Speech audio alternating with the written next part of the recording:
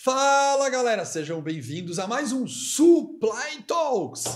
E hoje vamos falar sobre um negócio apaixonante, pelo menos para mim, porque a gente depende desse supply, que é voar, né? A gente pode falar de rodoviário, que é muito forte no Brasil, mas, Romeu, você concorda comigo que voar é um negócio relevante para o nosso modal aéreo? Totalmente. Pessoa física e jurídica, certo? Totalmente relevante. E aí, Romeu, muito bem-vindo. Obrigado, Alex. Nosso co-host hoje aqui, Romeu, está fazendo comigo aqui. Muito prazer em te ter aqui, né? Muito obrigado pelo convite. Eu tenho certeza, Romeu, que você vai fazer muito melhor do que os outros co-hosts, né? Ah, com certeza. Você pega o Cássio, por exemplo. O Cássio não é muito mais legal aqui, você não acha, não? Todos são muito bons. Ainda mais com o convidado de hoje especial. Convidado excepcional. Excepcional.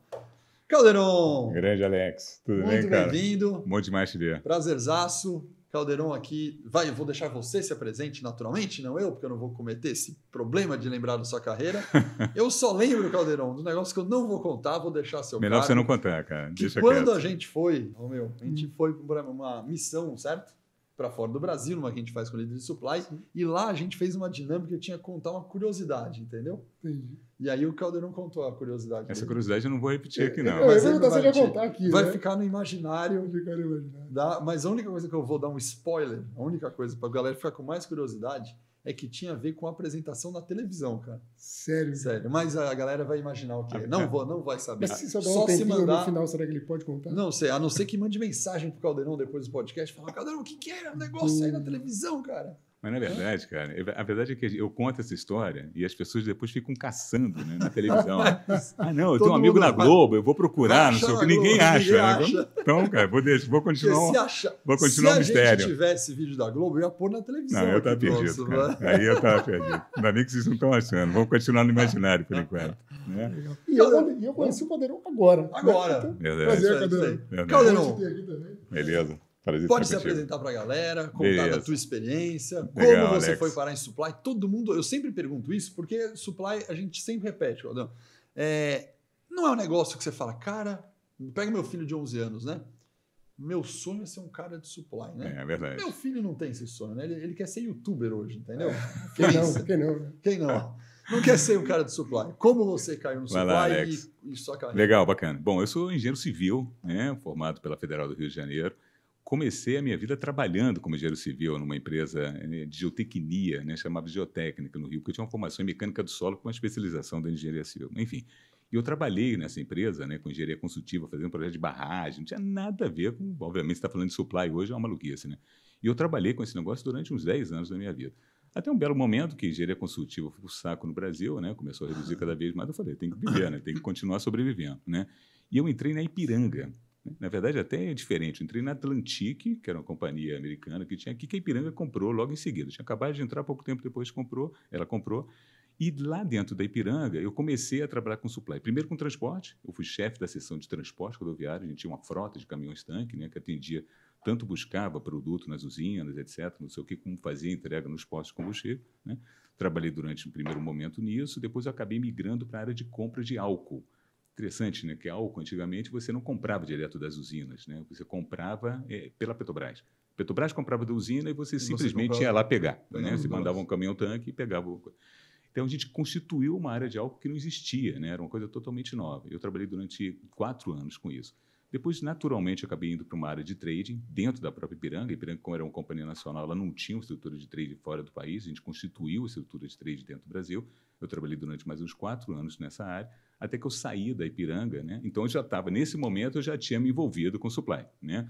No primeiro momento com logística e depois, obviamente, com compras. Tá? Logo em seguida, eu saí para a Vale, trabalhei 5 anos na Vale, entrei como gerente de compra de combustível na Vale, fiquei na Vale durante uns 2 anos e pouco trabalhando com compra de combustível, depois fui ser gerente geral de compras regionais, fazendo compra para muito lugar. A Vale, como sempre, superlativa, né? Os números eram monstruosos. Trabalhei na Vale durante mais 1 ano e meio nessa área, depois mais 1 ano e meio como gerente geral de compra de serviços de engenharia. Então, contratava todos os serviços, grandes projetos de engenharia da Vale.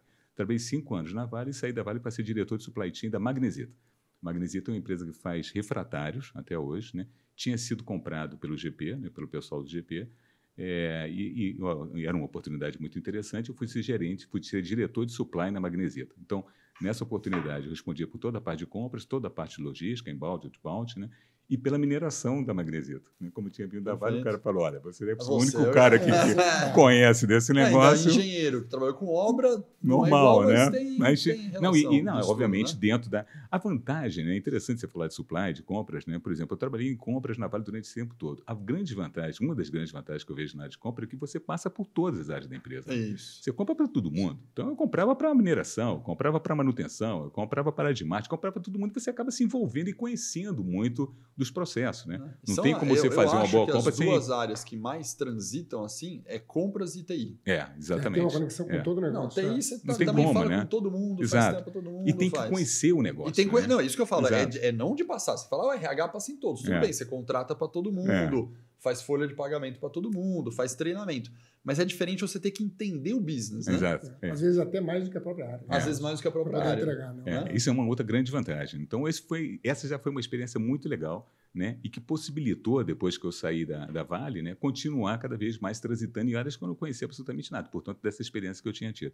Então, eu saí, fui para a Magnesita. Da Magnesita, eu vim aqui para São Paulo para a Gafisa, como diretor de compras. Trabalhei mais 1 ano e meio na Gafisa, e da Gafisa eu fui para a Gol.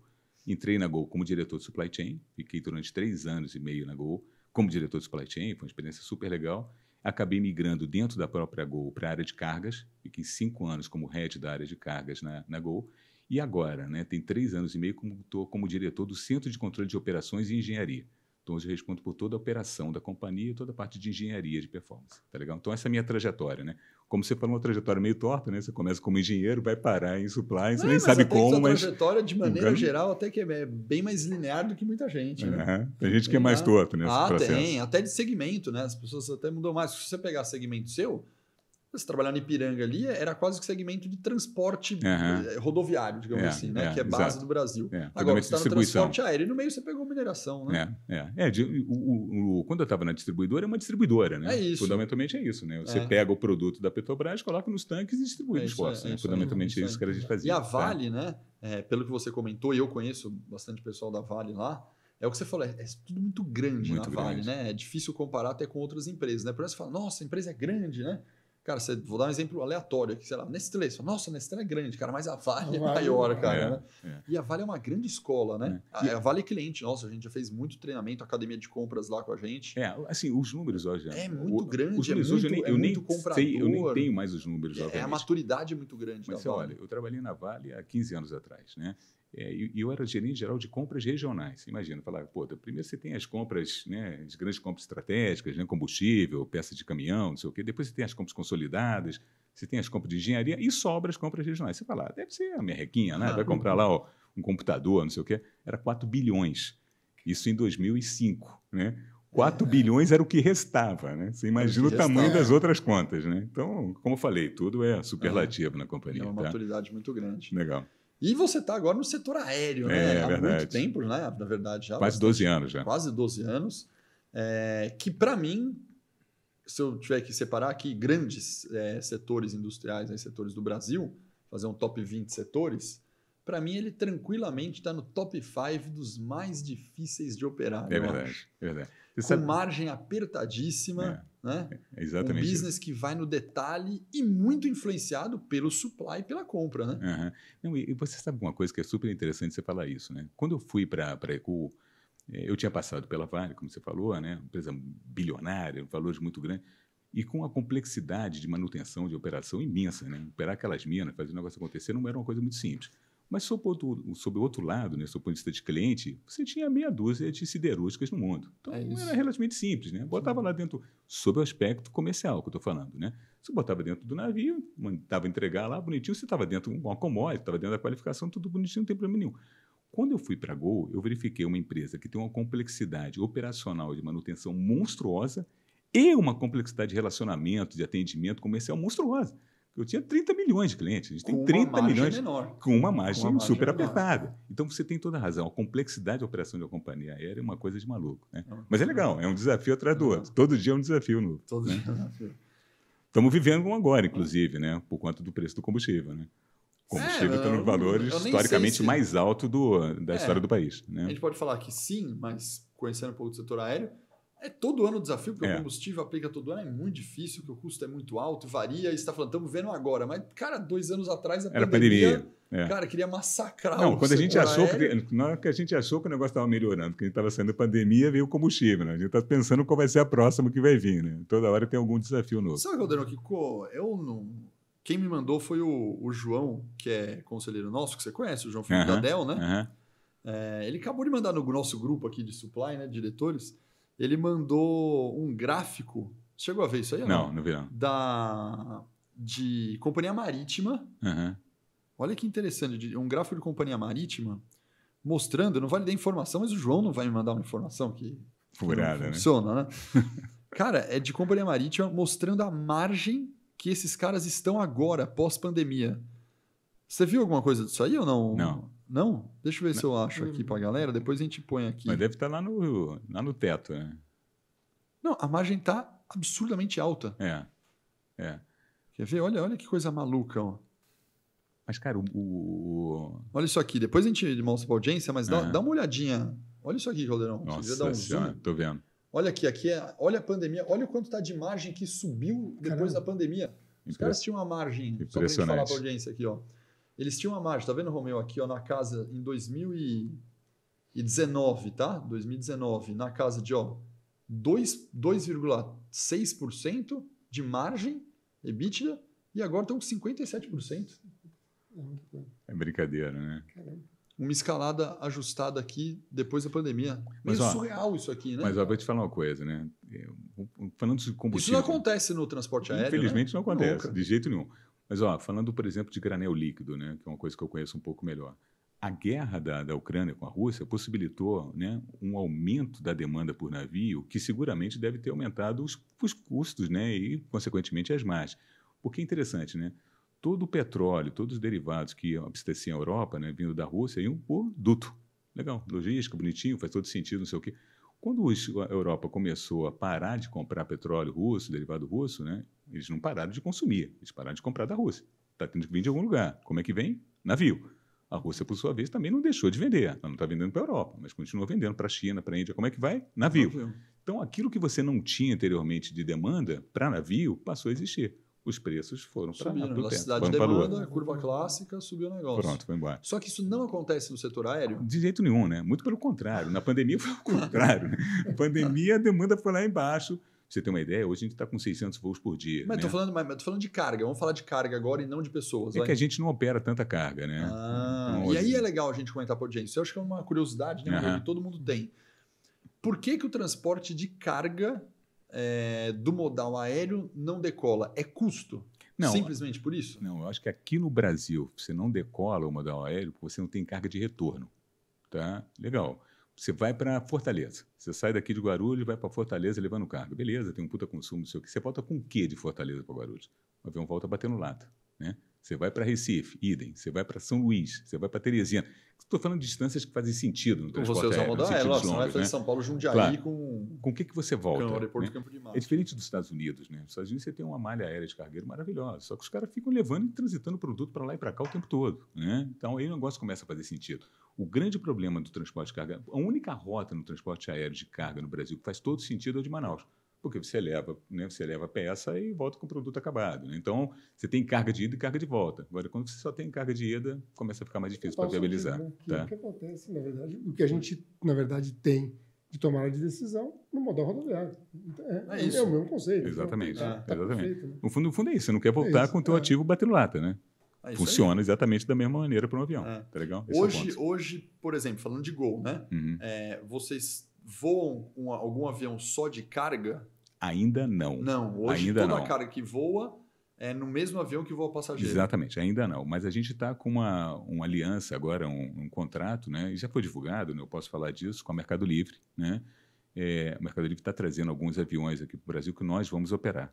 Então, nós temos hoje 2 aviões que vão começar agora em setembro, né? Mais um avião que vai começar em novembro. Então, a gente tem 3 aviões agora para esse ano, mais 3 para o ano que vem, né?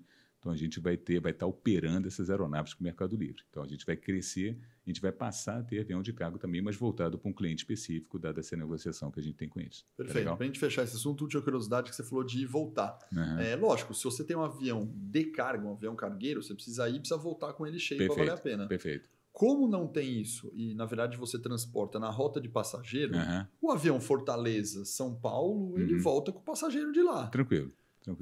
Então, teoricamente, usando no avião cargueiro, você poderia transportar para ir, mesmo que volte vazio o avião. Isso não acontece também? Muito acontece. Aí é que tá. Quando você fala da carga, né, do porão, a carga no avião de passageiros, isso é um puta negócio. Mas isso tem um limite. Por exemplo, o porão de um avião de passageiro, ele tem um limite de tamanho, por exemplo? Ele tem os dois limites. Eles têm os dois limites. Um limite é o limite carga muito volumosa, por exemplo, obviamente, se algum momento que você não consegue mais transportar. Então, esse é o primeiro limite que você tem. E o outro limite é de peso, né? Porque, eventualmente, quando você tem distância mais longa, você tem que botar muito combustível para fazer aquele transporte, né? Então, você pode ter um limite que você não consiga transportar mais carga do que você poderia ou do que você gostaria, porque você vai estar substituindo, ou você leva carga ou leva combustível. Tem que levar combustível para poder levar seus clientes. Tá? E quando o avião está muito cheio, com load factor muito alto, com muito passageiro, você tem que botar, obviamente, mais combustível e, consequentemente, sobra menos, não espaço físico, mas menos espaço de peso para você poder levar carga. Esse é o ponto. Entendi. Tá legal? Entendi. E você acha que, se você pensasse numa chute do Caldeirão aqui de 12 anos de aviação aérea, você acha que vamos chegar a algum momento no Brasil, logicamente falando, que o transporte de carga aéreo vai fazer sentido como modal? Não para tudo, né? Obviamente, porque navio vai fazer cabotagem, não estou querendo nem competir, mas falar, não, vai ser competitivo a ponto de ter... Imagina uma empresa, aí você falou, só para dar um exemplo de Vale, né? Ou qualquer outra empresa que você trabalhou. Puxa, os modais da Vale hoje são trem, navio e rodoviário. Puxa, de repente tem 10% ou 15% ali que vai de aéreo. Você acha que isso vai chegar no Brasil? Eu acho que já é uma realidade hoje, vai fazer cada vez mais sentido para determinados tipos de carga. Né? O problema a questão da carga aérea, que serve para qualquer lugar no mundo, o que faz sentido você transportar pela carga aérea? Coisa com alto valor ou perecível, alto valor agregado ou que tem risco de roubo nas estradas. Tá? O que a gente sempre transportou? Telefone celular, produto farmacêutico, né?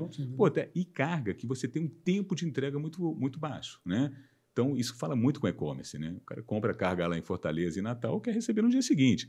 Você não consegue entregar no dia seguinte se for de caminhão. Navio, nem caminhão.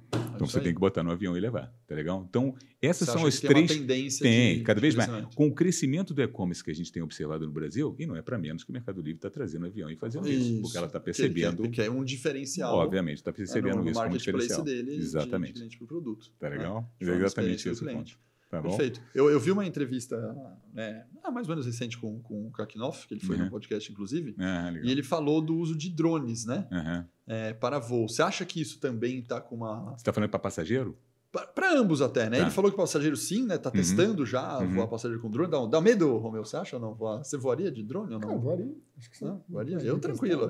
No dia que sair eu tô lá me divertindo, cara. A gente tem um projeto, né? Mas eu quero saber se para carga vai fazer sentido drone também, né? Cara, eu não sei se faz muito sentido para carga por causa de densidade, né? Então, até agora não decolou, né? Já poderia ter decolado. Se você pensar, já tem drone aí. O pessoal já fez uma série de testes. Eu, particularmente, quando estava até na própria Golog, né, na área de carga da Gol, viam vários testes acontecendo e até hoje não decolou. Tudo bem que veio pandemia, pode ser que isso tenha dado uma reduzida na vontade do pessoal em continuar com esses projetos, mas a verdade é que até agora não saiu do papel. O transporte de passageiro com veículos elétricos, não sei o quê, isso é uma realidade. Isso eu acho que vai acontecer. Tá? Tem diversos projetos, nós estamos envolvidos num projeto também. Exatamente. Né? Eu acho que isso vai ser uma realidade daqui a uns 3 anos, alguma coisa desse tipo. 2025 já está aí.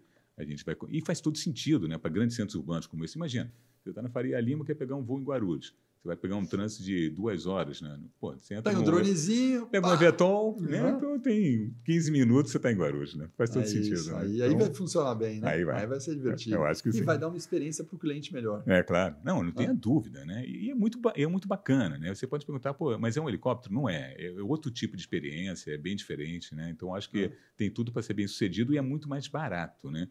Os cálculos iniciais que a gente fez, no final é quase competitivo, é tão competitivo quanto você pegar um táxi mais sofisticado, né, que você vai pagar, sei lá, R$250, R$200 para fazer uma corrida, que você faz com um Evetol.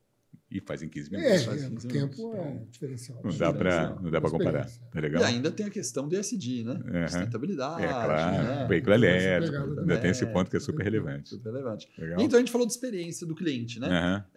Na Gol seria chover no molhado, como qualquer aérea do mundo, mas a Gol é muito preocupada com a experiência do cliente. Não tenha dúvida. Né? Não tenha dúvida. Como que você vê a importância da experiência do cliente, do customer centricity, que é uma estratégia recente, dentro do supply chain? Vou falar uma coisa para você, Alex, que eu acho que é super interessante, né? Um dos maiores indicadores, um dos indicadores mais importantes que a gente tem na companhia hoje é pontualidade. Né? Todo mundo quer chegar no seu voo.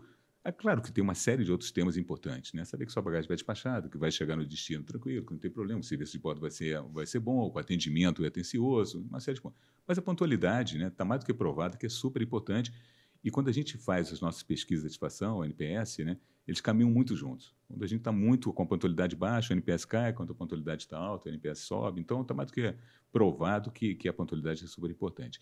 Mas como é que a gente vê a pontualidade hoje na Gol? E todas as companhias do mundo fazem exatamente da mesma maneira. A gente vê a pontualidade do metal, a gente vê a pontualidade do avião.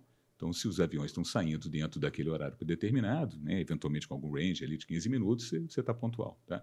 Mas será que o passageiro está pontual? Essa é uma questão que a gente está começando a levantar, discutir, estudar dentro da companhia. Tá? Vou te dar um exemplo. Imagina que você está em Porto Alegre indo para Recife, para Fortaleza. Não tem voo direto de Porto Alegre para Recife. Então, né, você vai ter que fazer uma conexão em algum lugar. Pode ser em Brasília, pode ser em Guarulhos, pode ser no Galeão. Vamos dizer que seja aqui em Guarulhos. Você vai pegar um voo de Porto Alegre, né? Esse voo vai sair pontual, sem nenhum problema, vai chegar em Guarulhos, você vai pegar a tua conexão e vai para Recife. Tá? Imagina que esse avião que saiu de Porto Alegre saiu exatamente no horário, sem nenhum problema. Né? E o avião que ia te levar de Guarulhos para Recife ou para Fortaleza também saiu exatamente pontual, no horário. Tudo bonitinho. Então, você olhar os indicadores, no final você olha, puta, que maravilha, 100% de pontualidade. Então, mas o passageiro pode não ter conseguido conectar. Por quê? Porque o voo saiu pontual, mas quando ele chegou aqui, tinha tráfego aéreo aqui na terminal, ele demorou, né? Mandou fazer uma série de esperas, não sei o que lá, e pousou numa remota, demorou para chegar ao ônibus, ele demorou para chegar na terminal. Quando ele chegou no terminal de passageiros, o voo dele já saiu. Não tinha... Moral da história, esse passageiro não foi pontual. Esse passageiro comprou um serviço para sair do ponto A até chegar no ponto B, que no caso é Recife, Fortaleza, não Guarulhos, tá? E ele não conseguiu chegar dentro daquele tempo que foi pré-determinado. Né? Então, a pontualidade dele não foi cumprida. Aquilo ali é 0 de pontualidade, mas os 2 voos foi 1 e 1. Então, você tem a falsa impressão de que você está com uma operação muito boa e, na verdade, não está. O que a gente está tentando começar a ver, cada vez mais agora, é tentar medir a pontualidade do passageiro e não a pontualidade do avião, e não a pontualidade da máquina. Né? Então, acho que isso é alguma coisa que a gente pode começar a trazer para dentro. Eu estou falando da Gol, é uma coisa que a gente... na verdade, está começando esses estudos agora, é uma coisa bastante incipiente, mas eu acho que se aplica a qualquer coisa na qual você mede, né, a qualidade do serviço na máquina e não no passageiro. É cada vez mais olhar o passageiro, a satisfação do passageiro, se realmente aquele serviço que você prestou redundou no que o passageiro estava esperando e não, obviamente, só na máquina ou no equipamento. Não, o que você está falando é interessante pelo seguinte, né, meu? Se você parar para pensar nisso, que você falou se aplica a qualquer coisa, ele está dando exemplo de transporte de passageiro, no caso. Né? Sim, claro. Aqui. Mas se você pensar no Mercado Livre, né? Se você pensar numa carga maior de uma empresa para outra no B2B, é isso. Você tem um sistema de milk run no seu supply, né? Que se o mesmo caminhão vai parando em alguns pontos, aí você fala, o caminhão tinha que chegar a essa hora, essa hora, essa hora. Legal, o caminhão chegou pontualmente. Mas algumas daquelas empresas esperavam a carga, né? Num determinado momento, que essa carga também ia sair para outro lugar ou ia ser entregue para um cliente, sendo que a pontualidade do caminhão foi até dentro, só que para aquela empresa... deu ruim porque você não conseguiu atender um outro caminhão, outra expedição que você tinha. Eu chamo disso de individualização da operação. Né? Operação. A gente fala muito em individualização do cliente. Né? Quer dizer, cada vez mais as empresas de marketing falam o seguinte, espera aí, o Alex é assim, né? Ele gosta de correr, então deixa eu fazer propaganda de um tênis, uma roupa de corrida, não sei o que lá e tal. Então, cada vez mais você faz essa individualização do cliente, sob o ponto de vista de venda, e não faz sob o ponto de vista da operação. Por que não também olhar o indivíduo sob o ponto de vista da operação em si? Né? Então, acho que essa aqui é uma mudança e uma quebra de paradigma. Do ponto de vista dessa questão da individualização e da pontualidade do metal que tu falou, né, e não da... Já tem um indicador, vocês conseguem medir, vocês sabem quanto que isso representa no negócio de vocês? Ainda não. Hoje, a gente faz medição de pontualidade do metal, do avião, é já feito há bastante tempo, a gente está sofisticando cada vez mais, zero problema. Qualquer lugar do mundo, aliás, as comparações são feitas assim, né? Se você pega e fala, fulano é pontual, né? A Delta é pontual, né? A Turkish Airlines é pontual, você está dizendo que ele saiu no horário, com 0, 15 minutos, seja o que for. Tem diversas métricas, mas no fundo, o que você está fazendo é metal. Olhar a pontualidade de passageiro é uma coisa totalmente nova. E não é muito simples, né? Porque você tem que juntar dados de vários lugares para poder chegar lá. Aliás, falando em dados, né? Já dei a deixa aí para o próximo tema, para a gente falar um pouquinho. Não, mas né? é louco, porque, na verdade, é aquilo que a gente já está falando há muito tempo, né? O volume de dados que a gente tem, às vezes não é coletado, trabalhado, analisado para o uso de tomar decisão. Isso acontece no supply, mas acontece no marketing. Por mais que se fale, Big Data no marketing... eu estava até discutindo, a gente recentemente participou do fórum de e-commerce, né? Um fórum que a gente é parceiro lá da Zecom. Nós temos uma escola de e-commerce. Sabia, né? Que a gente tem uma escola de e-commerce agora. Sabia, não? Junto com o fórum de e-commerce lá com a Zecom. Que legal. A gente estava no fórum. O fórum foi gigantesco, né? O fórum de e-commerce lá com o e-commerce Brasil. Mais de 18 mil pessoas no fórum. Caramba. Muito bom. Live Universo crescendo cada vez mais, né, Alex? Esse é o e-commerce Brasil que realiza, né? Mas nós entramos aí com a parceria da escola. Bacana. Mas estavam participando. E lá a gente estava discutindo o seguinte, né? A gente estava discutindo estratégia de marketing digital, retarget marketing. Uma coisa interessante, às vezes você pesquisa, que você falou da individualização, né? Eu pesquiso um produto de corrida. Tênis. Eu pesquisei um tênis da Nike. Cara, fui lá, pesquisei, comprei o tênis da Nike. Cara, eu continuo recebendo propaganda do tênis da Nike há um ano, só que eu já comprei, já estou usando, que eu estou trocando de tênis, mas eu continuo recebendo propaganda, porque o retarget não sai, né? Eu estava brincando com o pessoal de lá, falando, cara, devia ter um lugar para você dar... Já comprei. Sabe, vocês já sentiram isso ou não? Né, cara? Dúvida, para que eu já comprei então, essa porcaria. Big Data, né, cara? Você sentia, cara, você recebe, cara, um impacto. Turismo é assim, né? Se eu vou fazer algum lugar, eu vou, cara, pesquisar lugar para ir.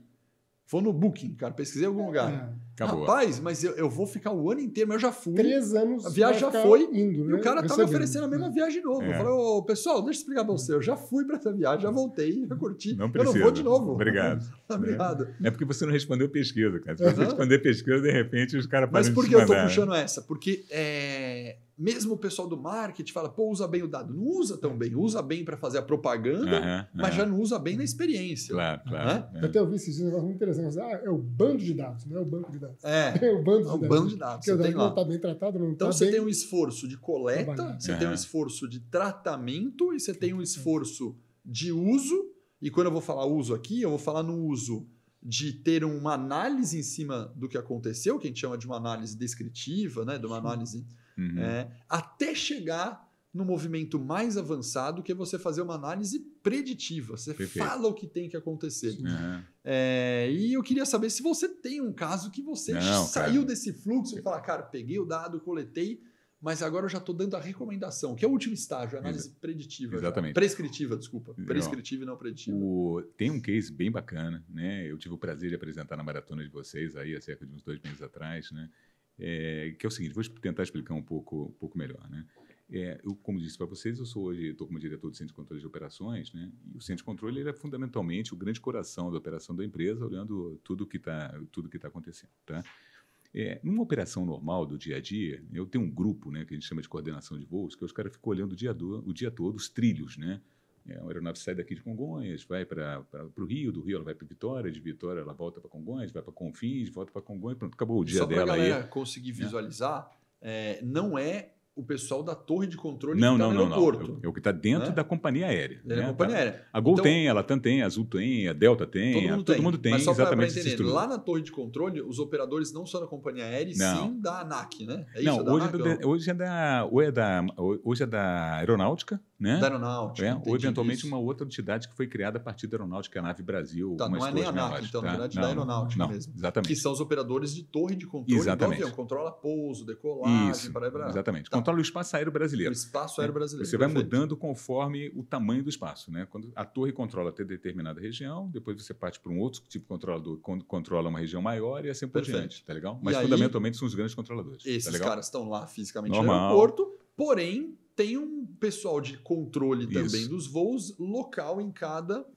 dos meus da voos. Companhia aérea, dos seus voos. O que esse cara está vendo é o seguinte, esse voo que eu acabei de falar para você... E esse cara pega dados da torre de controle. Não necessariamente. Não, a gente, porque todo avião nosso transmite os dados para a gente. Então a gente sabe onde os aviões estão. Exatamente. Vem direto então a gente lê dentro de um sistema nosso no qual a gente sabe onde é que o avião está a cada minuto que ele está fazendo o voo, tá legal?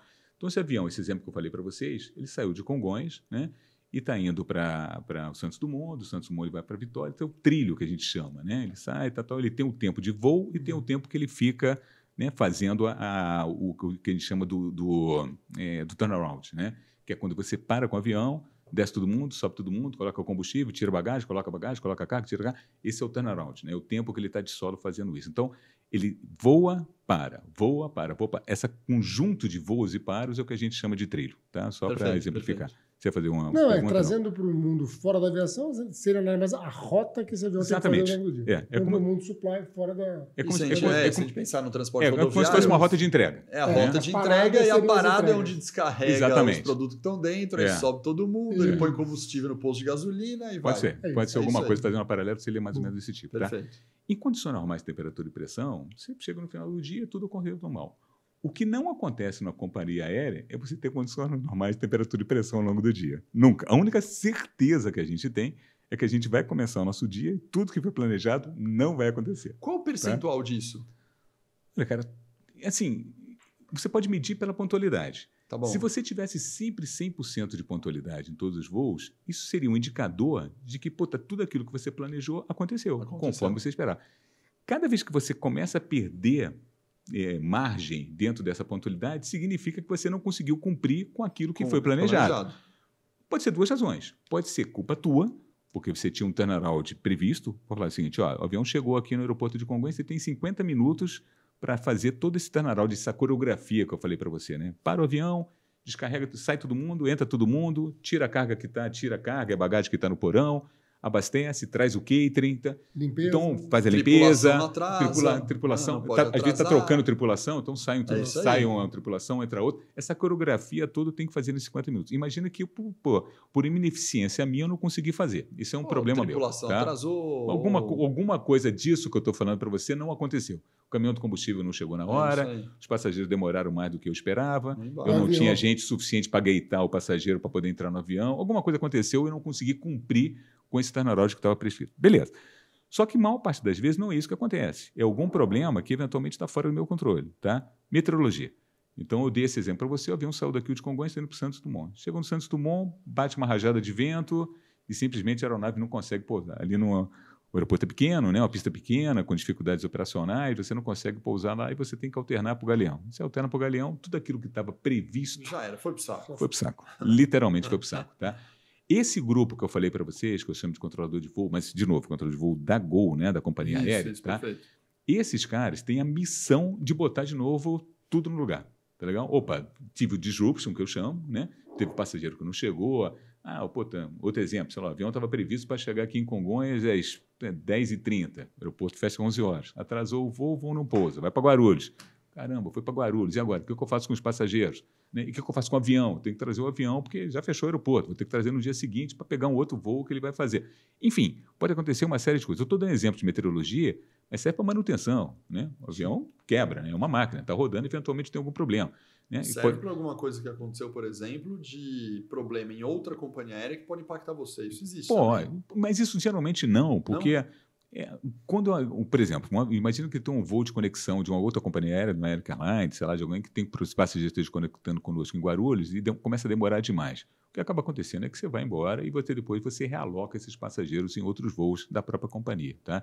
Mas eu estou dando um exemplo de meteorologia, pode ser um exemplo de manutenção, pode ser um passageiro passando mal. Outro dia a gente estava com um voo vindo de Cancún para Brasília. Quando estava passando ali mais ou menos em cima de Bogotá, um pouco depois, teve uma passageira passando mal. Moral da história, tivemos que retornar, pousar em Bogotá para poder dar assistência médica. Isso acontece com uma frequência alta. Muitas vezes eu vejo todo dia lá, praticamente todo dia eu tenho algum voo que está indo para algum lugar, ele tem que desviar da rota e pousar em algum lugar porque teve um passageiro passando mal. Quase ele tem que todo ser dia tem quase isso. todo dia. Caraca. Quase todo dia acontece alguma coisa assim. Mas, de novo, são exemplos de situações de disruption que aconteceram na operação. Essa frequência que eu peguei, quase todo dia, não é esse problema. Somando meteorologia, problema... Todo dia vai acontecer alguma coisa. Pode ser coisas grandes ou coisas pequenas. Nunca.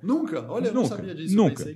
Nunca vai acontecer. Vou te dar um exemplo que aconteceu na sexta-feira passada. Sexta-feira passada, né, chegou uma frente fria, que chegou aqui em São Paulo, sem grandes problemas, chegou no Rio dando vento. Tesoura de vento ali no aeroporto do Santos Dumont, vento forte de cauda, não sei o que lá. Moral da história, os aviões não estavam conseguindo pousar. tivemos 6 alternados para o Galeão. 6 alternados. Não só para o Galeão. Teve alternado para o Galeão, alternado para Confins, alternado para Vitória. Tu imagina o tamanho da confusão, né? Os caras tinham que chegar no Santos Dumont. O avião foi para outro lugar, né? Atrasou. Você tem que trazer esse avião de volta. Espera aí, e o passageiro que estava lá? E esse cara ia conectar, ia pegar outro voo, não sei o que. Bom, está feito... Mela combustível, né? Contra combustível, tudo... Está feita a confusão, tá? Isso aí. O grupo que é responsável é esse grupo que eu falei para vocês. Então, ele vai analisar, né, a malha como está naquele dia e tomar decisões. Ele vai falar o seguinte, cara, cancela esse voo, troca esse... já tem um avião em solo, então pega os passageiros que eram para embarca nesse outro avião, atrás esse voo, esse avião estava fazendo uma manutenção, então tira esse avião que estava fazendo manutenção e bota aqui. Ele toma decisões baseado nos recursos que ele tem, né, nos aviões que ele tem disponível, etc., não sei o quê, e onde é que ele vai causar o menor impacto possível para a operação. Geralmente, você mede esse impacto em termos de quantidade de minutos de atraso na malha como um todo. Você vai somando os atrasos, né? Esse voo está atrasando 15 minutos, esse voo está atrasando 30 minutos, esse voo está atrasando 1 hora, soma esse troço todo, chega lá e fala o seguinte, olha, 600 voos que eu tenho por dia, nessa condição está atrasando tanto. Né? E esse pessoal toma a decisão baseado nisso, né? E faz as modificações e bota a malha de novo em ordem ao longo de determinado período de tempo. Isso sempre foi feito e é feito em toda a companhia aérea baseado no conhecimento que essas pessoas têm do dia de operação. Geralmente são pessoas experientes, já trabalham há 20, 30 anos nesse tipo de atividade. Nossa, né? Bastante tempo, então. bastante experiente e toma essas decisões. Você nem discute, o cara toma a decisão, você falou, opa, legal, toma que essa é a melhor decisão possível. Só que a gente hoje, né, ao longo da história da aviação, você tem muito dado de todas as coisas que aconteceram, qual foram as melhores decisões que foram tomadas, etc. E tal, tá? Então, é o típico exemplo de dados que estavam lá, um repositório de dados que a gente não usava, ou pelo menos em nosso entendimento, que a gente usava da forma apropriada. Tá? Começou-se um trabalho, né, e o pioneiro nesse trabalho foi a KLM, né, junto com a BCG Gama, né, um trabalho de começar a analisar esses dados, né, e tentar rodar todas as possibilidades que você tinha, porque você imagina, né, Alex, quando o controlador tomou essa decisão, a decisão que eu vou tomar é essa aqui, cancela esse voo, faz isso, faz aquilo, não sei o que lá, e botou o trilho em ordem. Foi baseado na experiência dele, a decisão está toda na cabeça dele. Tá? Foi pegar todas essas possibilidades, colocar dentro de um sistema, né, de inteligência artificial e machine learning, de maneira a poder rodar todas essas combinações e, no final das contas, te cuspir qual é a melhor solução para esse tema. Tá legal? Isso começou a ser feito há uns 3 anos atrás, né, no portfólio de produtos da KLM. Como nós somos parceiros da KLM, a gente começou a participar desse projeto, né, e a Delta também começou a fazer alguma coisa semelhante. Hoje nós estamos dentro da Gol, já com isso implementado. Estamos usando ainda para disruption pequeno, né, de complexidade baixa, porque a gente está testando. Os controladores têm que ter uma mudança de mindset, né, tem que acredtar naquilo que está sendo cuspido, né, porque o cara cospe alguma coisa e falou, opa, peraí. Não é o que eu faria, exatamente. Então, foi um processo grande de implementação. A máquina errou aqui. Mas foi um processo grande de implementação exatamente disso, né? Porque a gente começou a rodar e mostrar para o cara, falando, se você fazia isso, ele falou, isso aqui faz sentido. Né? E cada vez mais é como... Porque a máquina vai aprendendo, né? Por isso que se chama de machine learning. Né? A máquina vai aprendendo e cada vez mais dando soluções mais sofisticadas. Hoje a gente está no processo de começar a aplicar para disruption pequenos, mas um disruption como esse que eu citei para você, de 6 alternados no Santos Dumont, obviamente ainda não se aplica. Mas a nossa ideia é, ao longo dos próximos 6 meses, 12 meses, a gente cada vez mais utilizar esse sistema de apoio à decisão para 100% dos problemas que a gente tem no dia a dia. Tá legal? Então, esse é um trabalho super bacana que a gente está fazendo agora. Eu falei, na evolução do uso de dados, que a gente tem ali, em primeiro lugar, descritivo. Né? O que é o uso do dado descritivo?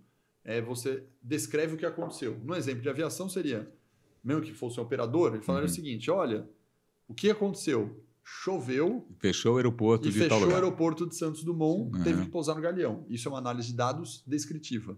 E aí o ser humano tem que tomar um monte de decisão acima dessa descritiva. A outra é quando você já tem uma diagnóstica. A diagnóstica é, bom, por que choveu? Aí você entende, por causa da chuva, parará, você consegue fazer um diagnóstico da situação. A chuva foi de tanta velocidade, choveu não sei o que por causa da chuva não pôde, porque seria um problema na hora do pouso. Entendi. Aí você vai para uma preditiva. A preditiva, o que é? Você prever e tomar decisão antecipada antes de acontecer. Então seria mais ou menos falar o seguinte, eu vou olhar a meteorologia... E, de acordo com a meteorologia, eu vou me antecipar e já colocar no Galeão antes de dar ruim. Você prevê o problema e já migra antes do problema, que seria melhor do que ficar voando, né? Claro. Né? Ficar no giro lá em cima do negócio. Cara, Claro. já manda direto o que você previu.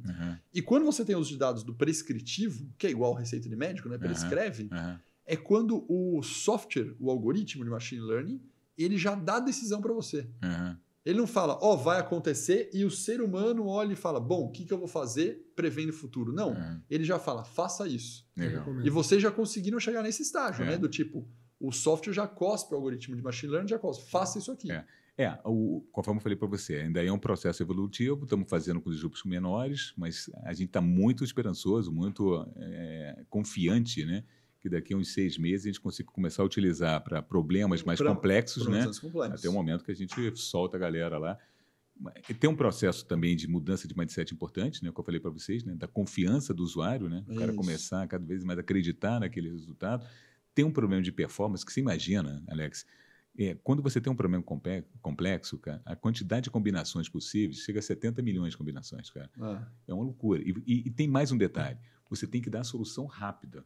Não é uma coisa que você bota na máquina e fica, meu amigo, fica rodando esse negócio durante as próximas 3 horas, depois você me fala o que eu vou fazer. Não, meu amigo. Quanto tempo que o ser humano hoje, né, os operadores lá do controle de operação de vocês, tomam uma decisão sobre uma aeronave que está atrasando em cascata? 3 minutos, 5 minutos, não mais do que isso.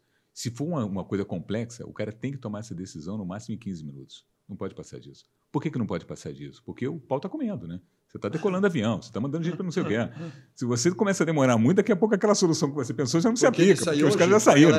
Entendi. Para o pessoal entender hoje o que significa. Significa que quando acontece um negócio desse, o piloto, o comandante do avião, está falando com o seu pessoal de controle? Sim, isso, né? Exatamente. Esse centro de controle que eu falei para vocês está tomando qual é a melhor decisão, né? Possível. O piloto que ele está fazendo é tomando a decisão quando ele está em voo, né? Se ele vai alternar ou não vai, ele vê a quantidade de combustível que ele está, obviamente discute conosco. Mas essas decisões... o piloto está falando lá, olha, eu estou aqui em Santos Dumont, a condição de tempo eu não posso pousar desse jeito, eu não pouso desse jeito. Pessoal, me confirma se eu fico aqui ou vou para o Galeão. Não, isso, na verdade, é uma decisão do piloto, né? O piloto ele tem poder de decidir isso. Ele vai estar chegando no aeroporto, ele já sabe que as condições eventualmente não estão razoáveis. Ele tem o poder de falar o seguinte, aqui eu não pouso. Eu não vou pousar. Eu não vou pousar por uma questão de segurança. Você me avisa. Tá? Para onde ele vai, ele discute conosco, porque não é só uma questão de proximidade da aeronave, é questão da quantidade de combustível que ele tem disponível e quantidade de disponibilidade de pátio do aeroporto. Isso. Porque o cara fala o seguinte, eu vou para Galeão. Mas imagina um disruption grande, né? Fechou. Tá todo mundo está indo para o Galeão. O Galeão já tinha os voos dele e vai receber mais o dobro de voo. Não tem mais espaço no pátio, né, para o Galeão. Você vai ter que ir para outro lugar. Aí a gente escolhe qual é o melhor lugar para ele. É assim que funciona. Porque aí o piloto já não vai ter Esse exemplo que eu dei para você, rápido, ele foi para Confins. Por que ele foi para Confins? Porque não dava mais. O ideal seria ir para o Galeão. Está ali do lado. Né? Vou mandar para Confins, vou mandar para Vitória. Ele foi para Vitória e Confins porque não tinha mais como pousar nesses aeroportos. O processo precisa ser muito veloz, né? Porque além da decisão do que fazer, tem a execução para fazer. Então, como é que eu alinho, né, essa mudança de rota com o outro aeroporto? Né? Porque nessa aí, as variáveis de decisão, eu quero que você fale sobre essas variáveis de decisão, devem envolver experiência do passageiro, né? Falar, puxa, quanto mais longe, pior para o passageiro, ruim para o passageiro. Deve envolver a questão de custo, né? Deve envolver uma questão de impacto operacional de trabalho que deve dar. No fundo, Alex, tudo vai significar grana. De alguma maneira, tudo que você falou, ele tem que ser transformado em dinheiro. A experiência do passageiro, por exemplo. Qual é o problema? Ele não vai comprar uma passagem comigo depois, porque ele teve uma experiência muito ruim e falou assim, pô, essa empresa é uma merda, eu não vou comprar passagem com esses caras. Então, é menos receita, menos margem, né? Menos dinheiro que está no teu bolso. Se ele ficar no aeroporto, grana para pagar o aeroporto. Exatamente. Né? Então, o hotel. Então, tudo que se você ele falar... pagar a refeição, grana do voucher para pagar a refeição ele vai ter que cara. ficar uma noite em hotel porque ele vai ter que ser colocado no hotel. Não, você pode colocar ele na Latam. Legal, você bota ele na Latam, mas você tem que pagar para a Latam porque ele está voando no voo da Latam, entendeu? Então, tudo no final das contas, tudo que acontecer, seja a satisfação do cliente, a experiência do cliente naquele caso, seja os custos inerentes ao próprio processo, se transforma em dinheiro. Então, a próxima etapa nossa, ao invés de olhar só minutos de atraso, é você quantificar esse negócio todo, tá? São coisas que são... Tem coisa que é mais difícil quantificar, né? A experiência do cliente que a gente acabou de falar, tá? Mas quantos clientes vão deixar de comprar passagem ou vão postergar a passagem? Não é muito simples. Aí também entra a análise de dados, porque a gente já tem muito dado para poder olhar isso e tentar fazer uma um chute, né, mais preciso, mais assertivo. Tá? Mas, no final das contas, esse processo decisório vai levar a quantidade de dinheiro. Um vai custar X e o outro vai custar X menos 10%, eu vou nesse X menos 10%. No fundo vai ser isso. E aí, Romeu, tá você falou, a minutagem que o cara está voando, quanto mais tempo demorar, também pior o custo. Claro, porque o combustível, né, Uhum. é um dos grandes fatores determinantes da rentabilidade da companhia Não aérea. tenha dúvida. Hoje em né? dia é o principal. E se você ficar 10 minutos rodando lá, é muito dinheiro, né? Para quem você tem, pode passar para a audiência, qual que é o custo, sei lá, de 1 minuto de combustível assim voando? Médio, né? Mercado, não precisa ser Brasil ou geral. Na verdade, você pensa o seguinte, hoje cada minuto que o cara está voando, eu não tenho esse dado aqui agora para te passar, infelizmente, tá? Mas eu vou te responder de outra maneira. Tá. Né? Quando a aeronave está chegando, né? Imagina que você está caindo uma chuva de final de tarde aqui em Congonhas, né? A aeronave está chegando aqui com um pouco combustível. E não é uma decisão simples, né? Olha que coisa complexa, né? Isso também está sendo estudado por outros sistemas. Estamos saindo um pouco dessa conversa que eu expliquei para vocês, mas é interessante, vamos falar um pouco sobre isso, tá legal? Uma das maneiras de você poupar, né, combustível é você ter um equipamento mais eficiente, fazer rotas mais diretas, etc. E tal, você consome menos combustível. A outra é você levar menos combustível. Porque se você levar mais combustível, ele vai mais pesado, ele consome mais combustível. É o cost of weight, que a gente chama, tá legal? Então, quando eu despacho o voo, despachar é você definir quantos combustíveis, qual a rota que ele vai seguir. Então, eu despacho o voo de Salvador para Congonhas, eu despachei com a quantidade de combustível segura para ele chegar aqui. E ele chegando aqui, eventualmente, se tiver algum problema de tráfego aéreo, chuva, ele faz uma determinada quantidade de espera, mas de maneira a pousar. Tá legal? O ideal para mim é que ele nunca alterne. Por quê? O alternado tem dois problemas. Tem um problema dessa ruptura, né, esse disruption que eu acabei de falar para você, e tem um problema de custo, porque quando eu pouso o avião e decolo, um dos momentos que eu mais consumo combustível é quando eu decolo. Basta ver no aeroporto, o cara, o bichão metendo o motor no avião, decolando. É você acelerar o acelerador do carro para RPM embaixo. Então, para mim, o ideal é que ele consiga fazer as esperas necessárias e pouse naquele aeroporto. É muito melhor ele fazer 5, 6, 7, 8 esperas e não alterne do que alternar. Cada espera geralmente dá 5 a 7 minutos. Tá? Então você fala, pô, Rodrigo, o cara vai ficar por 5 esperas, vai ficar 35 minutos lá em cima. É melhor ele ficar 35 minutos lá orbitando e depois conseguir pousar. Não é tão simples assim que ele pode ficar 35 minutos orbitando e não pousar. Isso. Porque você não tem certeza se a chuva vai passar naquele tempo, tem outras decisões. Mas o ideal, realmente, é tentar evitar o máximo possível, é colocar uma quantidade de combustível que dê o conforto necessário para o piloto fazer as esperas necessárias e pousar no aeroporto sem precisar ir para o aeroporto de alternativa. Tá legal? Mas, de novo, é uma decisão difícil. A gente tem feito uma série de estudos baseados também em dados.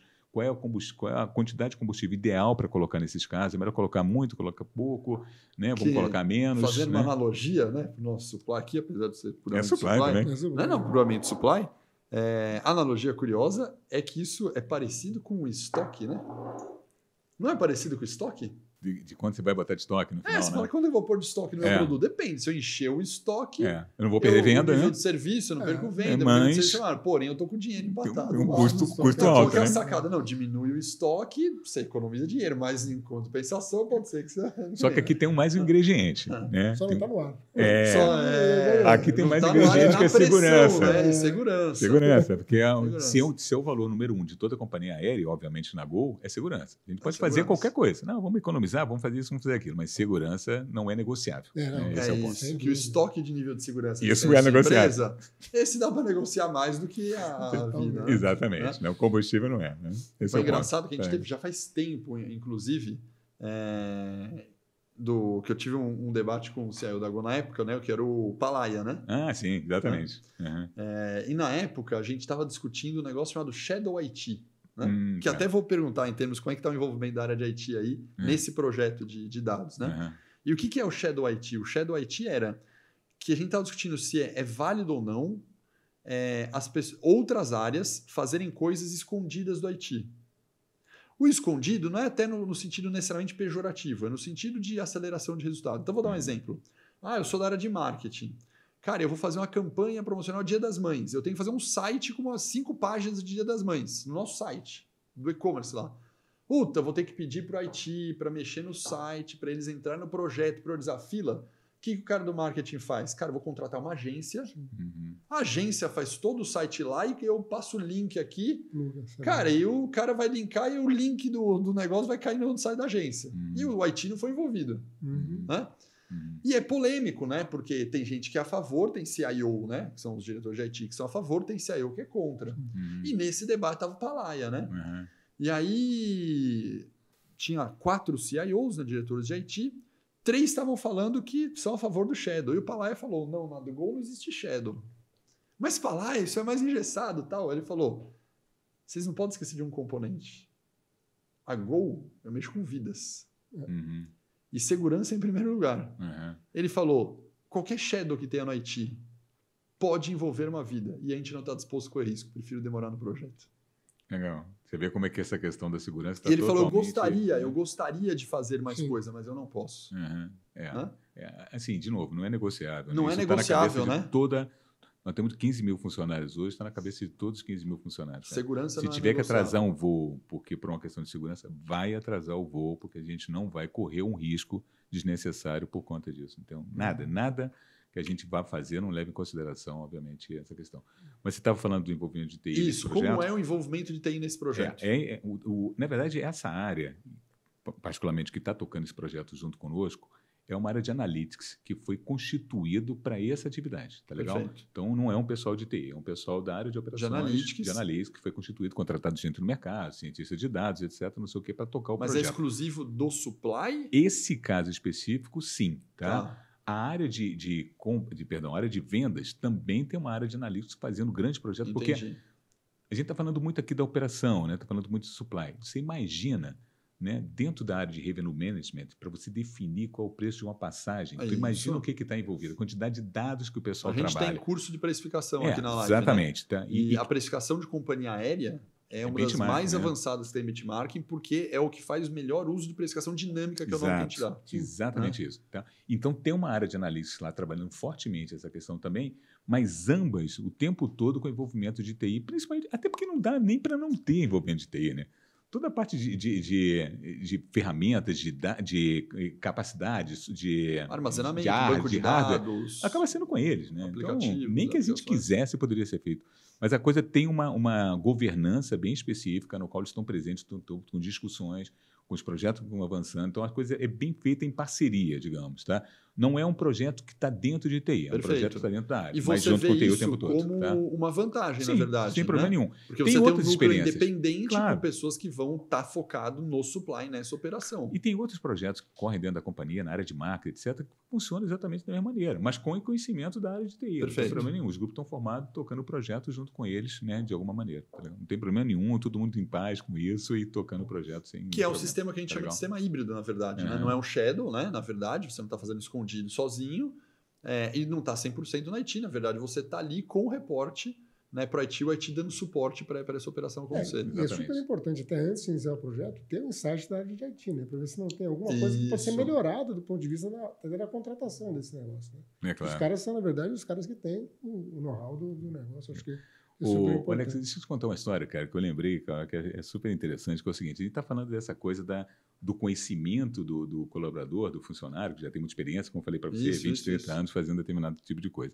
E eu lembro de uma história, quando eu estava em supply ainda, na Go, cara, que eu acho muito, muito interessante, eu gosto de compartilhar, que é o seguinte, eu fiz uma reunião com o meu gerente de planejamento, né, e ele estava explicando que é uma solução difícil, né, como é que a gente definia onde você vai colocar as peças nas diversas bases que a gente tem. Né? Você imagina, eu vou para 60 lugares, a expressão que a gente usa é fazer dotação. Então, é fundamentalmente o seguinte, qual é o estoque que você tem que ter em Natal, o estoque que você tem que ter em Confins, o estoque que você tem que ter em Manaus, o que você vai botar lá, né?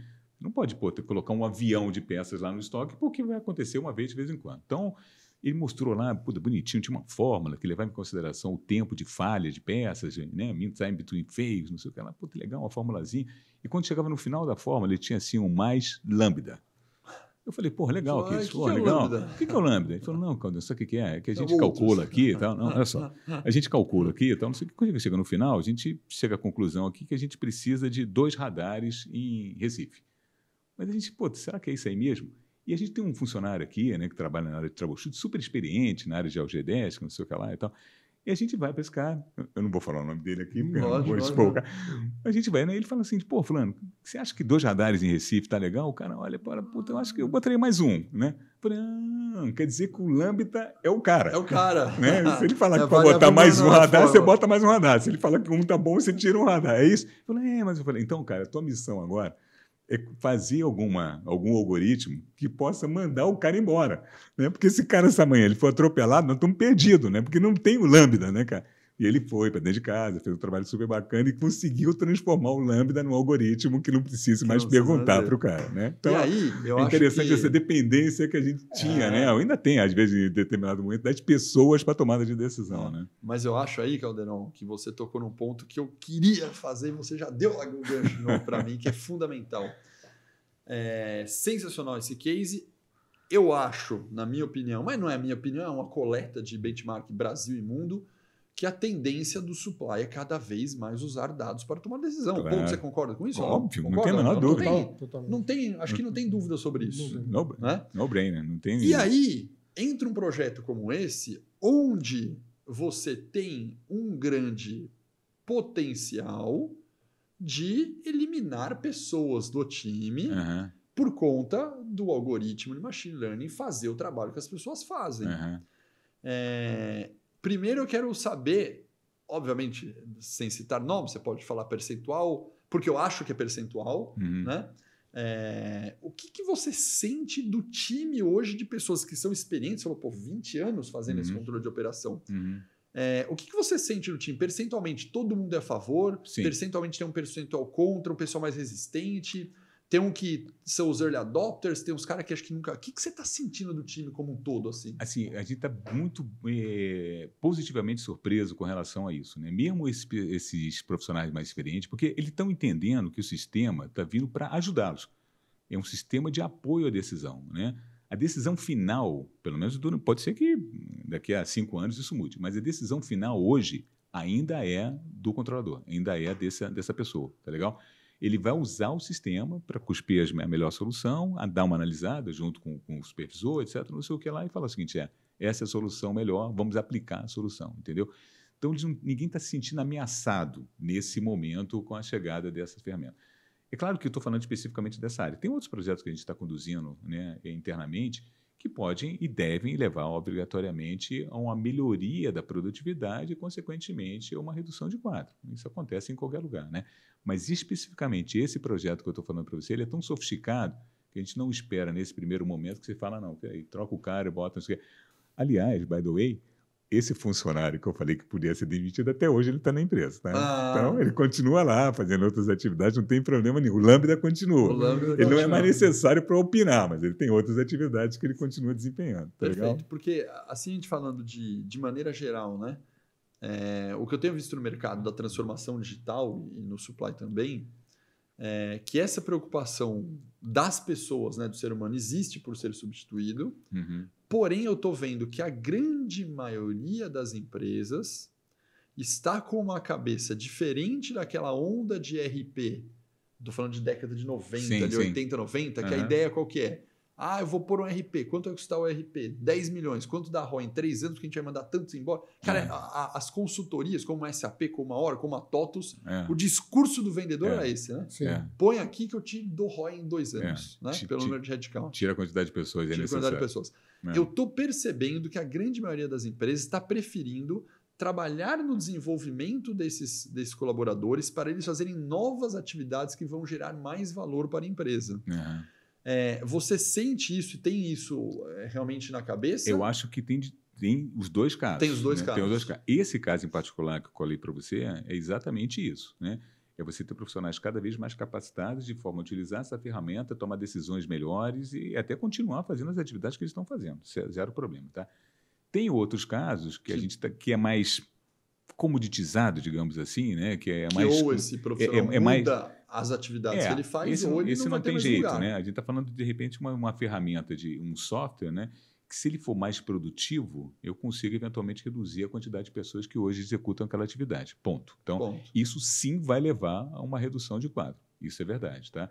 Esse caso não, esse outro caso que eu estou falando para você, que eu não gostaria de entrar muito no mérito, sim. Então, dependendo do caso, pode ser sim. Perfeito. E aí sim, obviamente, esse pessoal corre um risco de perder os seus empregos. Tá legal? Perfeito. Acho que tem os dois casos. E é isso, eu acho muito segmentado. Acho que depende mesmo da atividade que está sendo, né, transformada, digamos assim. Perfeito. Tem coisa que realmente vai ter um ganho de produtividade e vai ter que, né, ter essa redução de quadro.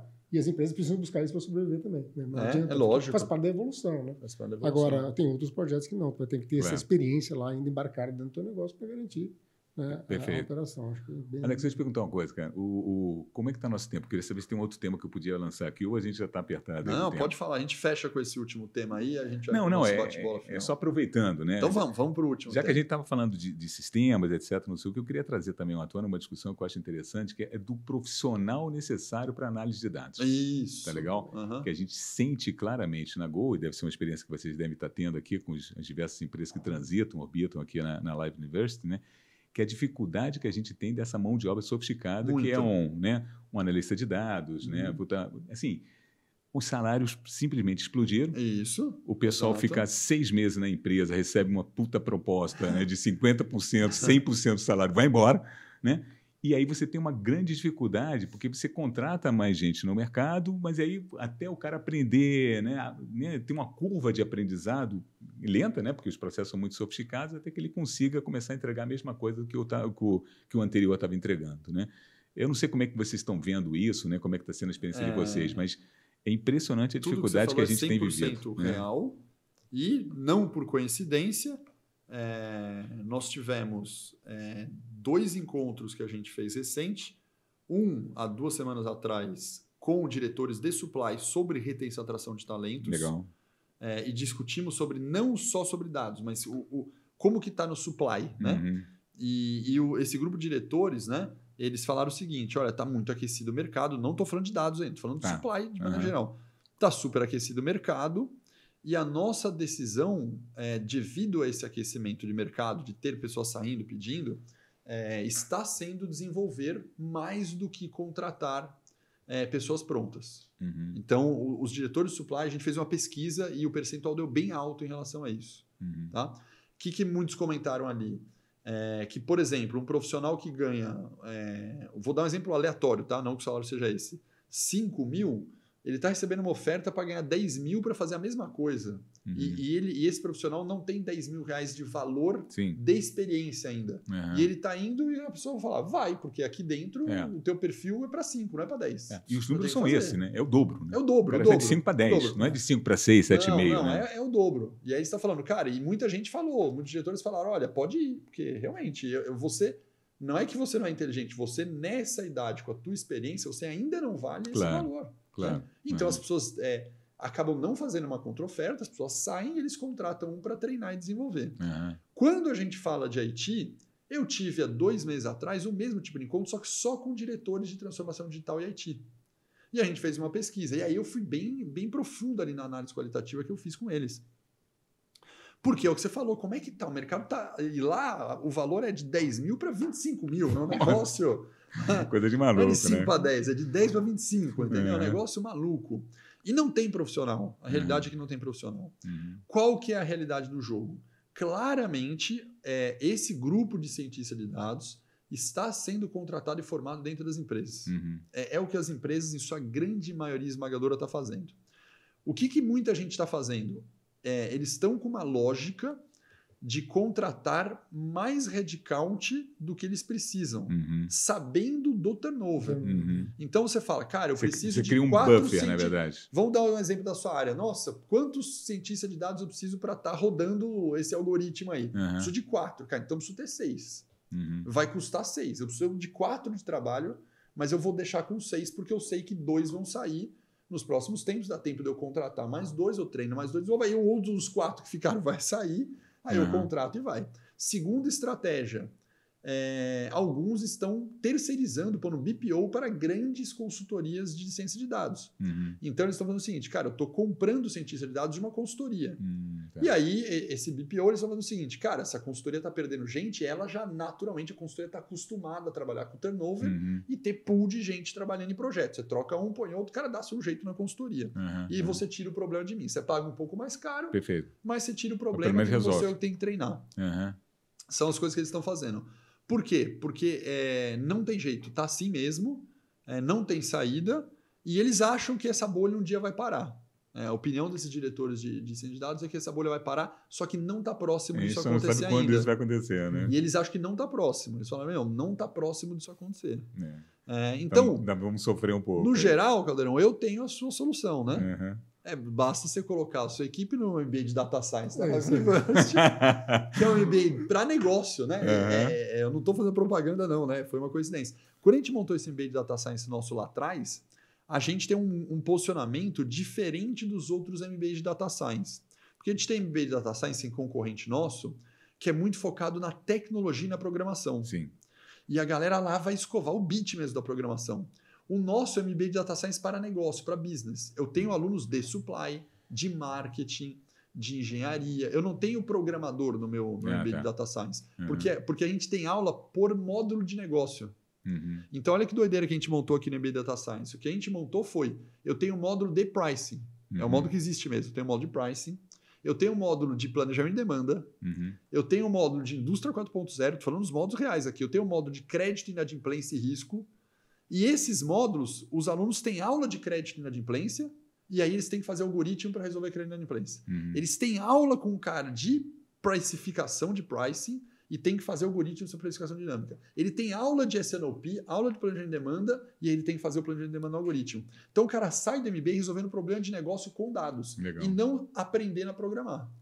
Muito interessante. Essa é a proposta nossa. Bacana. E aí, se então tiver já tem a solução, grande, né? você é só passar os alunos para cá, resolveu, vai treinando e pondo na roda. Tá ótimo, garoto. Fechou. Caldeirão, vamos para o nosso bate-bola. Vamos lá. Vamos para o bate-bola, então. Vamos para o nosso bate-bola. E nesse bate-bola a gente faz frases iguais para todos os nossos convidados. E a primeira delas é: qual é uma frase de impacto, uma frase que você gosta? Cara, eu acho, Alex, interessante, cara, porque eu sou um cara muito simples, né? Então, eu adoro ditados populares, né? Aquelas coisas tipo, né? Casa Ferreira, Espeto de Pau, essas besteiras, você fala. E tem uma sabedoria imensa envolvida nela, né? A que eu mais gosto, cara, foi uma que segundo ele me fala, né? É um cara que foi meu funcionário, hoje é diretor na Gol também, um cara que eu gosto muito. Ele falou que é a avó dele que falava isso, não sei se é verdade, tá? Mas ele falava o seguinte: as coisas têm a importância que a gente dá para elas. Essa é uma coisa boba, né? Mas para mim, cara, tem uma sabedoria, porque quantas e quantas vezes, né? Você posterga algum tema, você fala, é o seguinte, não vou fazer, depois você é cobrado, diz, puta, não fiz, aquela puta confusão. Se você dá importância para o negócio, cara, você dá foco, executa, não sei o que, você resolve os seus problemas, né? E você acaba com essa procrastinação, que é uma coisa super comum hoje em dia, né? Muita atividade, muita coisa ao mesmo tempo, o cara fala assim, não, peraí, o cara quer balançar diversos pratinhos, acaba derrubando todos, né? Dá importância para aquilo que é realmente importante, foca e faz acontecer. Então, para mim, essa frase é uma frase pequenininha, bobinha, mas tem uma sabedoria imensa envolvida e eu aplico no meu dia a dia sempre. Eu eu gosto de estudar por conta própria, né? Mas recentemente, nos últimos 2 anos eu tenho estudado neurociência que nem louco, né? Eu me apaixonei por neurociência, fico estudando. E eu estudo muito sobre gestão do tempo, produtividade, procrastinação e alto desempenho, né? No sentido do cérebro. E isso que você está falando, essa frase, ela tem resposta no estudo da neurociência, tá? Legal. Ela tem vários gatilhos, mas vou dar uma dica para não entrar, logicamente, explicar a neurociência, que é longo, e eu não sou também neurocientista. Senão a gente vai fazer outro podcast aqui. 4 horas aqui. Mas falando uma dica básica quando a gente seta, ou seja, a gente configura o nosso cérebro para que tenha uma meta e uma recompensa, essas duas palavras são importantes, meta com objetivo mensurável e recompensa, a gente cria o canal de importância e para de procrastinar. Legal. Então, nós precisamos desses 2 gatilhos. Até por essa questão de recompensa, tem a questão de liberação de hormônio, como, por exemplo, a dopamina, que é um hormônio muito forte, que você libera a motivação para executar a tarefa. Mas você precisa de criar uma recompensa e uma meta e um objetivo tangível. Então, a dica que você vê, eu estou dando 2 adendos à sua frase, que é a importância que você está falando, né? Pega essa importância e o quão importante qual o objetivo dessa importância e qual a recompensa que você ganha. Se você mensurar na tua cabeça a recompensa e o objetivo que você vai chegar quando cumprir, você configura a importância e vai fazer essa frase funcionar. Esse grafite não vai mais procrastinar nada, né? Tem muita coisa ainda na procrastinação, mas ajuda muito. Legal, bacana. É isso aí. Legal. Agora eu vou te fazer uma pergunta. Então, Sim. Ao longo dessa vasta experiência, longos anos, né? Que conselho, né, que tu julga mais importante que recebeu nessa trajetória toda tua? Olha, cara, eu acho que engraçado, né? Porque tem uma coisa que eu era engenheiro ainda, trabalhava com engenharia, né? E tem um chefe que é um cara que eu gosto muito, foi um grande mentor meu, né, no início da carreira, mas eu sempre... Ele falou isso para mim, obviamente, que, sei lá, 30 e poucos anos atrás, até hoje eu guardo, tá? Nunca recuse ajuda. Também é outra coisa que parece boba, né? E a gente tem essa mania de falar, não, eu dou conta do recado. O cara fala, não, se você quiser, eu vou... Não, pode deixar, eu estou aqui, entendo esse negócio, não sei o quê. Nunca recuse ajuda. Pode ser uma coisa imbecil. O cara sempre vai ter alguma coisa para te agregar. Então, aceita isso, vê se está agregando ou não, mas primeiro aceita a ajuda, né? E se as pessoas colocam aquilo de graça, não estão cobrando nada por você para fazer aquilo, aceita. E eu cansei de ver ao longo da minha trajetória profissional as pessoas oferecendo ajuda, o cara fala, não, tranquilo, tô na boa, vou resolver. E não aceita, cara. E perdeu, eventualmente, uma oportunidade impressionante de agregar valor naquela solução que ele estava buscando, entendeu? Então, isso é uma frase que eu gosto, né? Uma coisa que eu aprendi na minha vida também. É isso, cara. Você tem contato com ele até hoje? Até hoje. Até hoje, graças legal, a Deus. né? A gente tem um grupo, cara, formado das pessoas que eu trabalhei, imagina. O meu primeiro emprego. É muito bacana. Até hoje a gente tem contato. Tá mas isso acontece, eu acredito, muito mais por medo, né? Pode ser. Acho que é o medo do quê? No fundo, é no âmago da pessoa. Eu acho que talvez seja a questão da autossuficiência então, também, mas né, é o medo do cara falar o seguinte, é autossuficiência, mas no medo no íntimo, do íntimo falar o seguinte, cara, será que eu não sou capaz de fazer sozinho? Pode ser. Né? Eu consigo fazer sozinho, porque se eu não fizer sozinho, eu posso não ser tão bom. Se eu não ser tão bom, posso ser demitido. Autoprovação. Um resgate seu emocional. Pode ser. Mas é o tipo da coisa que, cara, eu aprendi e eu uso, cara. Assim, tipo, pô, se a pessoa está oferecendo ajuda para você, aceita, cara. Vai, né? Aceita. Vamos lá, deixa o cara apresentar, deixa mostrar, deixa discutir. Pode ser que no final das contas você fale, não, realmente isso que está chegando aqui não está agregando nada, eu vou fazer do meu jeito. Mas, pô, não escutar é uma empáfia, no mínimo, desnecessária, eu acho. Tá legal? Qual a competência que você acha que todos devem dominar? Só vale uma. Pode ser para o seu time, família, o que você quiser falar. Essa é o ser humano tem que ter essa competência. Essa é fácil. Como executivo, coragem. Coragem. Coragem para tomar decisão, né? E, obviamente, sofrer as consequências daquela decisão. Se ela foi certa ou se ela foi errada. Ao longo da minha vida, né? Eu falo que executivo é isso, né? Executivo, você tem que ter duas partes do corpo, né? Você tem que ter peito, né? E uma outra parte que não posso falar aqui no podcast, se eventualmente você tomar a decisão errada, tá? Mas você tem que ter coragem para tomar. A pior coisa é você não tomar a decisão. O executivo é pago para tomar a decisão. Toma a porcaria da decisão. Faz o negócio acontecer. Essa procrastinação que a gente está falando aqui, quantas e quantas vezes você assiste na vida executiva, né? Um cara não toma a decisão, fica procrastinando, joga para lá, joga para cá, não sei o quê. É a pior coisa que existe. Toma a porcaria da decisão. Eu acho que o que distingue um bom executivo de um mau executivo é que você, obviamente, vai acertar muito mais do que errar. Mas você vai errar também. Sim. Então, tenha coragem de tomar a decisão, que, obviamente, algumas decisões que você vai tomar vão ser erradas. Né? Se você realmente for bom, essas decisões que você tomar errada vão causar um impacto menor do que as decisões certas que você vai tomar ao longo da tua vida profissional. Mas tenha coragem de tomar as decisões que você acha que nessa, eu fazendo o que a gente chama aqui de crença limitante ou desconstrução do mindset do porquê que a pessoa tem medo, ou seja, não tem coragem de tomar decisão. Parte disso que você falou é medo de errar, né? Na tua cabeça. Claro. Você acha que parte dos executivos tem medo de tomar decisão para não parecerem autoritários ou serem líderes com a equipe, que você fala, puta, o meu diretor, tomou a decisão lá e a equipe está contra ele, como se jogasse contra a equipe. Isso eu acho que é parte muito do que acontece. Pode ser, cara. Eu sou old school, né? Quer dizer, eu acho que tem algumas coisas mais antigas que eu acho que ainda valem, né? Eu acho que, quando você... As empresas ainda hoje, né, se organizam com a estrutura piramidal de liderança, não sei o que lá. Ainda é assim. Pode ser que daqui a alguns anos cada vez a coisa seja mais horizontalizada, né? Mas hoje ainda é assim, né? As empresas, pelo menos as grandes organizações, continuam tendo um CEO, né? Um C-level, não sei o quê, até chegar lá nas funções lá de supervisão, não sei o quê. As coisas funcionam desse jeito. Eu sempre tive meu time, sempre gostei muito de compartilhar, discutir e tal, pegar opinião, não sei o que lá.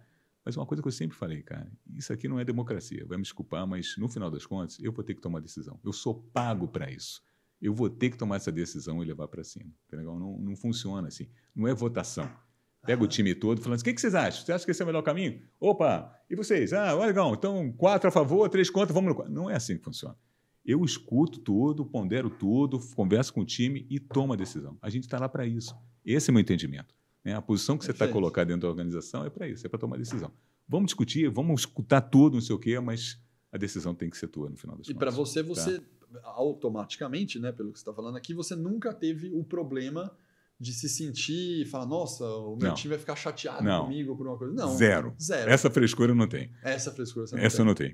Muito líder tem, tá?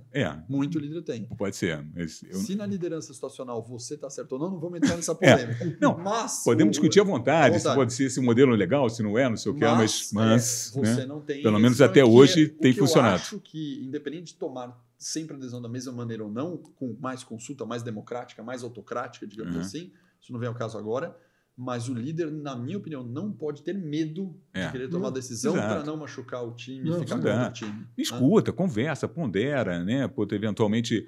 Quantas vezes a gente tem algumas discussões, né? Que você demonstra os números, demonstra de uma forma, o cara, não, mas eu não concordo. Eu falei, cara, então você vai continuar não concordando, mas eu vou fazer desse jeito. É isso. Ah, não, peraí, o cara não está concordando, e agora? Para, né, cara? Você está lá para tomar decisão. Toma uma porcaria de decisão, cara, vou ficar magoadinho. Agora, para quem quiser, pessoal, vou falar aqui, dica do livro, fica para você também, Caldeirão, que não é. Tem um livro, pessoal, chamado Reinventando as Organizações. Já viu esse livro? Não. Reinventando as Organizações. É um livro onde mostra um modelo de empresa, mostra a história cultural dos modelos das empresas, como as empresas se organizam, e um último modelo chamado modelo Thiel é um modelo em que não tem hierarquia. Vale a pena como disrupção de cabeça esse livro para quem quiser pensar num modelo diferente. Não, de novo, o que eu falo para você, hoje, né, até startup, outro dia eu estava conversando com uma amiga minha que está numa startup, também não vou citar o nome, mas uma startup que agora tem crescido. Começou assim, horizontal, todo mundo não sei o quê. Hoje, cara, já está um C-level, não sei o quê. Começou a crescer, se estruturou em forma piramidal. De novo, eu acho que pode ser que isso mude, entendeu, Alex? Mas hoje, cara, ainda está sendo desse jeito. Entendeu? Não. É 99,9. Esse livro até, comentando sobre isso, ele fala que são poucos os cases ali que a empresa conseguiu se organizar. Né? Qual é a próxima pergunta aqui? Vamos lá. De novo, ao longo aí da trajetória, né? Alguma coisa que sempre achou que tivesse certo, né? E de repente foi lá e mudou de opinião. Não é mais isso. Olha, eu vou te falar, eu não tenho nada nesse perfil, mas o que eu acho, né? Que eu já fiz e eu me arrependo, e como obviamente é uma conversa gostosa aqui entre a gente, né? Eu gostaria de deixar como mensagem que eu não gostaria de fazer de novo, tá? É perder o pavio, eu sempre fui meio pavio curto, perder a estribeira, né, dando um esporro desnecessário, uma bronca desnecessária em público no time para um determinado colaborador. Então, você imagina você estar numa reunião e o cara fala alguma coisa, você perde a estribeira e dá um esporro além do que deveria num grupo. Cara, é absolutamente desnecessário. Né? De novo, aqueles ditados populares. Né? Elogio você faz em público e bronca você dá no particular. Né? É exatamente isso. Então, eu já fiz isso, não me orgulho nem um pouco. Acho que todas as vezes que eu voltei para casa, pensei, falei, puta, fiz merda, não deveria ter feito isso. Então, se tem alguma coisa que eu já fiz, graças a Deus não fiz muitas vezes, mas fiz mais de uma. Você vê que não é tão simples, né? Você fala, isso eu aprendi, não repito mais. Não, repeti outras vezes. Mas que eu acho que é totalmente equivocado e você dá bronca na frente dos outros. Chama no particular, dentro de sala, fala, cara, pisou na bola, isso foi uma cagada, você não pode fazer de novo, não sei o quê, mas é desnecessário você fazer esse tipo de coisa num grupo. Quer fazer alguma coisa em grupo? Faz um elogio. Acho que faz muito mais sentido. Tá legal? Você sabe que você falou disso? Eu lembrei da tua resposta inicial, né, do nosso bate-bola aqui. E teve uma convidada que falou nessa pergunta, ela falou a questão, o que você fazia muito tempo?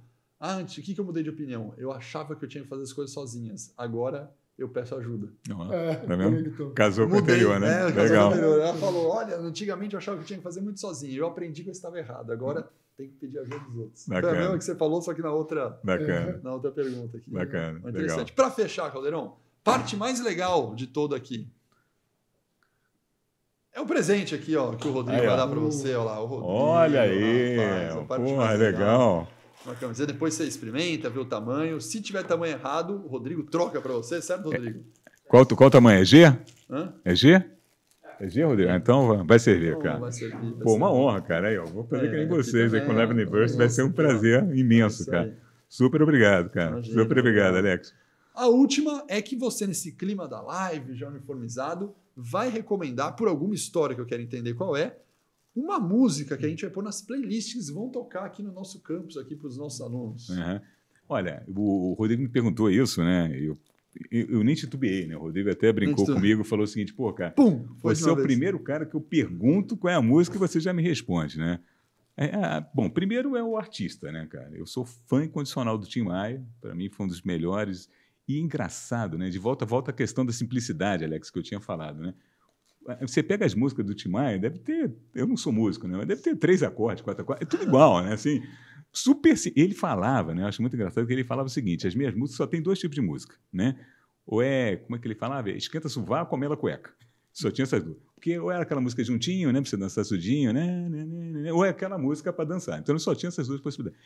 E a que eu gosto pra caramba é uma que é para dançar, que é Só Quero Dinheiro, né? Não quero dinheiro, né? Não quero dinheiro, não quero dinheiro, eu só quero amar. Acho essa música maravilhosa, né? Sempre marcou diversos episódios. Hein? Não é um hino de casamentos? Pode ser. Já foi em algum casamento que não tocou, cara? É sensacional, né, cara? É aquela música que, se o negócio, a pista tá meio ali assim, ó. Se a pista tá meio ali, você bota essa música, todo mundo levanta, todo mundo vai dançar. Não pode né? botar essa música na hora que passa o sapato, né? Não quero dizer. Não pode. Ô, Rodrigo, você já dançou essa música em algum casamento? Completamente. Ô, João, você já dançou essa música em algum casamento, João? Não é possível. Eu dancei no meu, inclusive. No seu? Pô, lógico. Muito bom. Tá aqui, ó, adicionado. Boa. Maravilha. Coloca aí na playlist. Para Gol não dá para pôr isso aqui no playlist da Gol, né? Não, acho que não. Lá precisa ter rentabilidade, precisa lutar pela margem. O Supply não pode lutar por isso. As aulas de MBA e compras aqui também não pode, né? Também não dá. Afinal, a gente precisa do dinheiro para gerar desenvolvimento social da humanidade. Tá certo. Não é isso? Bonito, né? Bonito. Mas isso eu aprendi com, sabe, quem? Vicente Falcone. Legal. Vicente Falcone, no livro dele, ele fala o seguinte, a maior balela que existe é você pensar que você é uma ONG e que você não precisa ter indicadores e metas. Ele falou, cara, se o seu objetivo como uma ONG, literalmente terceiro setor, que é só para causar a sociedade, quanto mais você captar dinheiro, mais você fizer uma administração boa, melhor. Mais gente você impacta socialmente. Claro. Ele falou, então é uma besteira você ficar no ONG. Não, você tem que pensar no dinheiro sim, porque você impacta o maior número de pessoas. É óbvio. Ele fala isso no livro dele. Então eu não posso mais falar, porque antigamente eu falava, isso aqui não é ONG, né? Nem isso eu posso usar mais, né? Não pode. Tem que dar dinheiro, inclusive sendo ONG. Inclusive sendo ONG. Tá certo.